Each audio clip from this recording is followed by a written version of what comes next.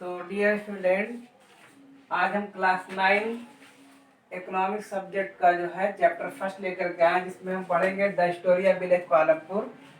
ठीक है, तो इस चैप्टर में जो हम एक हाइपोथेटिकल विलेज पालनपुर के जरिए जो हम प्रोडक्शन से जो रिलेटेड बेसिक कॉन्सेप्ट है उससे हम इंट्रोड्यूस होंगे। ठीक है, और तो सबसे पहले हम चैप्टर को शुरुआत करने से पहले हम इकोनॉमिक जो सब्जेक्ट है, क्योंकि 8th क्लास के बाद नया सब्जेक्ट है, तो इसके हम डेफिनेशन जान लेते हैं। तो एक सिंपल डेफिनेशन आप याद करिए, economic is the wealth of science. Economic जो है इसको हिंदी में अर्थशास्त्र कहते हैं। Economic is the wealth of science, economic जो धन का विज्ञान है, या अदर डेफिनेशन भी याद कर सकते हैं। It is the study of production, distribution and consumption. ठीक है, तो इकोनॉमिक्स के डिफिनेशन हुई। तो आइए हम सबसे पहले पालनपुर के बारे में जानते हैं। पालनपुर एक हाइपोथेटिकल विलेज है, काल्पनिक गांव है। तो काल्पनिक गांव के जरिए जो प्रोडक्शन से रिलेटेड जो बेसिक कॉन्सेप्ट है उससे इंट्रोड्यूस कराने की पूरी कोशिश की गई है आपको। तो पालनपुर जो गांव है यहाँ का हम देखेंगे कि नेबरिंग जो विलेज है, यहाँ पे रायगंज है, और उसके आगे एक गांव छोटा सा टाउन है शाहपुर है। तो और रायगंज और जो शाहपुर है एक पक्की सड़कों से जुड़ा हुआ है। ठीक है, उस पर डिफरेंट टाइप के जो है सड़क पे व्हीकल्स जो है, जैसे जीप, ट्रक, ट्रैक्टर, तांगा, बोगी, ये सब चलते हुए दिखाई पड़ते हैं। इससे पता चलता। उसके बाद होता है वहाँ की पॉपुलेशन की बात करें तो विलेज में है 450 फैमिलीज डिफरेंट कास्ट के रहते हैं। 80 फैमिलीज जो है अपर कास्ट के हैं, और जिनके हाउसेस जो है वो पक्के हैं, प्लास्टर किए हुए हैं। और 1/3 पॉपुलेशन जो है वो दलितों से बिलोंग करती है। ठीक है, जिनके मकान छोटे और कच्चे हैं और विलेज के कॉर्नर में है। और अगर हम यहाँ पर इलेक्ट्रिसिटी की बात करें कि most of the houses hive जो है इलेक्ट्रिक कनेक्शन, यानी कि ज़्यादातर गांव में बिजली के कनेक्शन है। उनके खेतों में भी जो ट्यूबवेल लगे हैं वो इलेक्ट्रिसिटी से रन कर रही हैं। ठीक है, उसके बाद अगर हम स्कूल की बात करें तो पालनपुर गांव में जो है 2 प्राइमरी स्कूल हैं और एक जो है हाई स्कूल है। इस तरीके से हॉस्पिटल की बात करें तो एक गवर्नमेंट हॉस्पिटल है और एक प्राइवेट डिस्पेंसरी है। ठीक है, इसके बाद हम आते हैं कि किसी भी चीज़ का प्रोडक्शन करने के लिए सबसे पहले सपोज कपड़े का प्रोडक्शन करना है तो उसके पहले हमको एक फैक्ट्री लगाने के लिए लैंड की ज़रूरत पड़ेगी, फिर उसमें लेबर की ज़रूरत पड़ती है। ठीक है, फिजिकल कैपिटल की, ह्यूमन कैपिटल, इन चीज़ों की ज़रूरत पड़ती है। तो लैंड जिसमें हम फैक्ट्री बनाएंगे, लेबर इसमें काम करें। फिजिकल कैपिटल में इसको 2 पार्ट में डिवाइड किया गया, फिक्स्ड कैपिटल और working capital. Tool, machine, building जो प्रोडक्शन में जो है बहुत कई सालों तक यूज हो सकते हैं, तो इसको हम कहते हैं फिक्स्ड कैपिटल। इस कैपिटल का एग्जांपल टूल, मशीन, बिल्डिंग्स है। इसी तरीके से वर्किंग कैपिटल में रॉ मटेरियल और मनी हैंड आते हैं। Dear student, during the production के दौरान हमें बहुत सारे रॉ मटेरियल की ज़रूरत पड़ती है। ठीक है, जैसे अगर हमको मिट्टी के बर्तन बनाने हैं पॉटर को, ठीक है, तो उसके लिए केले यानी मिट्टी की ज़रूरत पड़ेगी। इस तरीके से वीवर अगर वो क्लास बनाता है, ठीक है, तो उसके लिए यार्न की ज़रूरत पड़ेगी। तो यार्न और क्ले जो है रॉ मटेरियल्स हैं। ड्यूरिंग प्रोडक्शन जो है पेमेंट करने के लिए, रॉ मटेरियल को पेमेंट करने के लिए, सैलरी को पेमेंट करने के, लेबर को वेज देने के लिए मनी की ज़रूरत पड़ती है।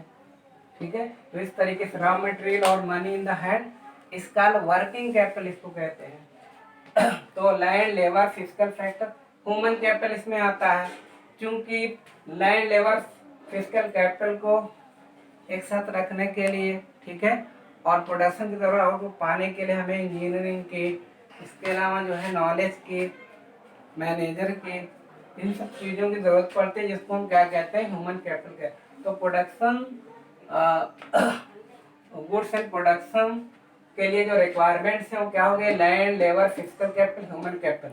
और इन चीज़ों को हम क्या कहते हैं, चारों को फैक्टर्स फॉर प्रोडक्शन। तो डियर स्टूडेंट, आता है एग्जाम में लिखने के लिए, right any 4 factor of production, तो आप लिख सकते हैं कि land, labour, physical capital and human capital, ठीक है। उसके बाद आता है रियल एस्टेट, लैंड जो है फिक्स है, इसको हम इंक्रीज नहीं कर सकते, लिमिटेड है। तो अब दिन पे दिन जो है रेलवे लाइन, सड़कें, एयरपोर्ट सब कुछ बन रहे हैं, तो जो लैंड है वो लिमिटेड होती जा रही है। तो अब हमको ऐसा तरीका जो है उत्पादन को बढ़ाने के लिए यूज करना चाहिए।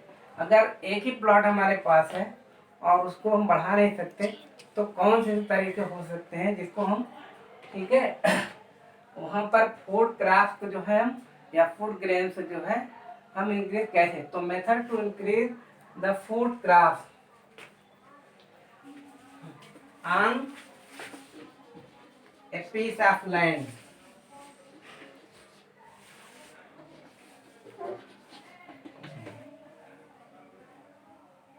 ठीक है।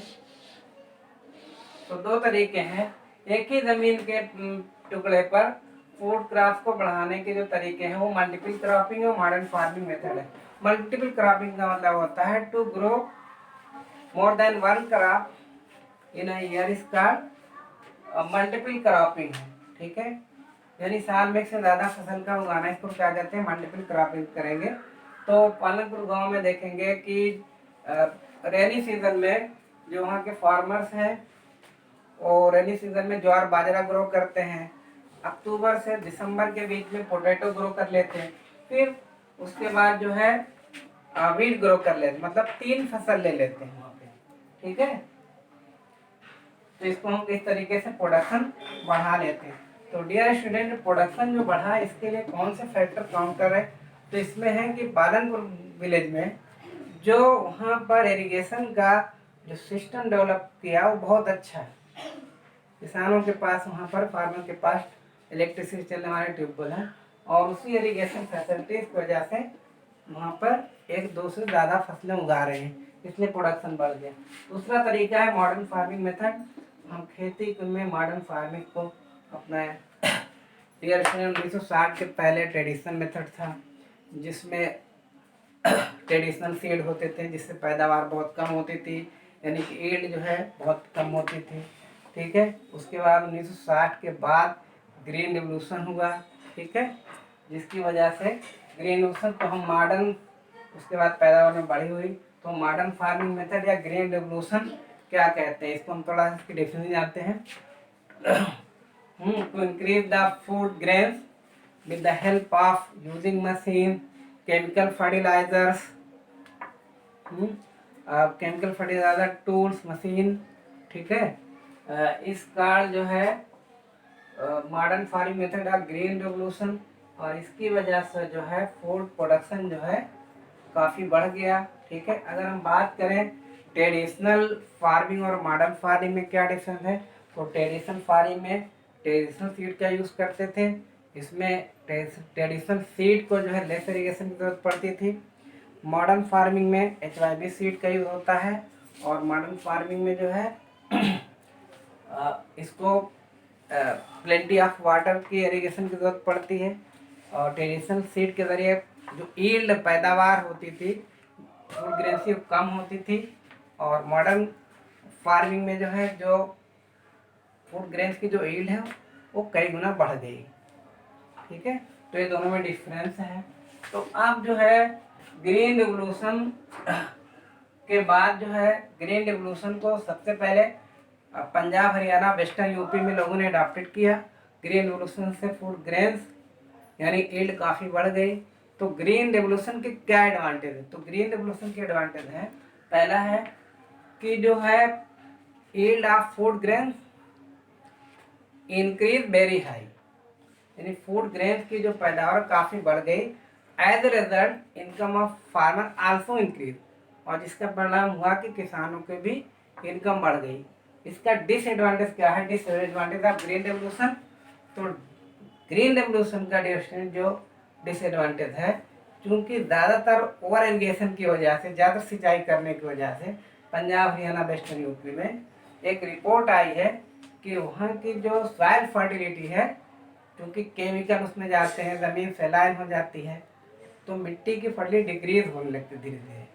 तो इसका जो डिसएडवांटेज है ग्रीन रेवोल्यूशन का कि जो सॉइल फर्टिलिटी है वो डिक्रीज हो रही है due to use of chemical fertilizer. ठीक है। और सेकेंड है कि जो वाटर टेबल है below the ground have reduce, यानी पानी के अंदर जो जमीन की जो सतह लेयर है वो ज़्यादा सिंचाई करने की वजह से वाटर टेबल बिलो चला गया, इसका डिसएडवांटेज है।